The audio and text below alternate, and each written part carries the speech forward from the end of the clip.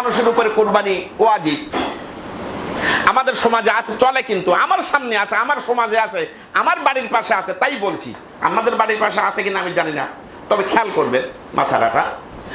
একজন ব্যক্তির উপরে কুরবানি ওয়াজিব। এখন ধরেন 12,000 টাকা, একটা উদাহরণ দিচ্ছি, 12,000 টাকা দিয়ে কি করলো, এই কুরবানি করা লাগে কমপক্ষে 12,000 টাকা। এখন ও দেখলো 12,000 টাকা যদি আমি কুরবানি করি তো গোশ হবে আমার 12 কেজি। এখন যদি 3 ভাগ করা হয়, 1 ভাগ আত্মীয় স্বজন, 1 ভাগ ফকির মিসকিন, আর 1 ভাগ নিজের ভাগ আসে, কয় কেজি থাকবে?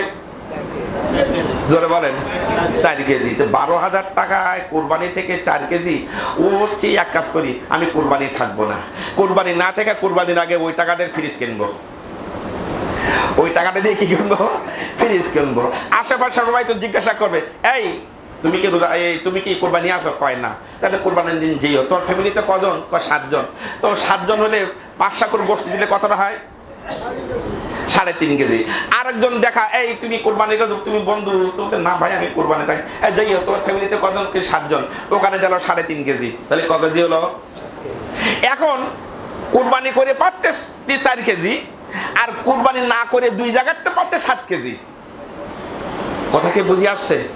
তাহলে এইরকম ব্যক্তি যদি কুরবানি যার উপর ওয়াজিব, এইরকম ব্যক্তি কুরবানি না করে, তো শরীয়তের মাসালা হলো তাকে কুরবানির গোশত দিলে দেওয়া যাবে।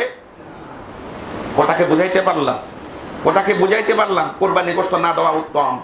কারণ আপনার এই কুরবানির গোশতের কারণে সে রোজা কি থাকছে না, কুরবানি থাকছে না। আপনার এই কুরবানির গোশত দেওয়ার কারণে সে কি থাকছে না। তবে মাসআলা হলো কুরবানি থাকুক আর না থাকুক, ওয়াজিব যাদের উপরে আছে, কুরবানি রয়েছে, তাদেরকেও আপনি কুরবানি গোশত দিতে পারেন। এমনকি কোনো বেদিন, অন্য ধর্মের মানুষ, আপনার বন্ধু বা কারোর বন্ধু যদি বলে যে ভাই তুমি তো ছাগল কোরবানি করছো, আমার তো গোশত দিও, ওরা তো জীবনেও গরুর গোশত খাবে না, তো সে যদি চাই তাকে কি দিতে পারবে?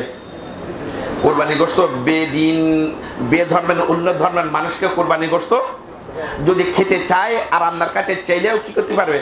আপনি দিতে পারবেন, জায়েজ আছে। তবে যার উপরে, যে মুসলমানের উপর কুরবানি ওয়াজিব, আর আপনার কুরবানির গোশত দেওয়ার কারণে ওই ব্যক্তি কুরবানি থাকছে না, ওয়াজিব আদায় করতে পারছে না, তাহলে বুঝবেন যে গোশত না দেওয়াই তারে উত্তম। গোশত না দেওয়া কি? জোরে বলেন। বিশ্বাস করেন আর না করেন, আমি বেশ কিছু আগের দিতে একটা ফোন করেছি, যে নামাজ পড়ে না তার জানাজা যাব না, যে নামাজ পড়ে না তার জানাজায় যাব না। আপনারাও ফোন করতে পারেন, তবে শিক্ষা হবে তার জন্যে, যে কুরবানি দেবে না তাকে গোশত দেব না, কুরবানি ওয়াজিব, কুরবানি দেব না তাকে গোশত দেব না। তাহলে দেখবেন তার শিক্ষা হয়ে গেল, সে আগামীতে আর কি করবে না, কুরবানি থাকবেই, আপনার কাছে আর হাত পাতবে না। তবে তাকেও কুরবানি থাকলেও তাকে কি দিতে পারবেন? আপনি কুরবানি গোশত দিতে পারবেন।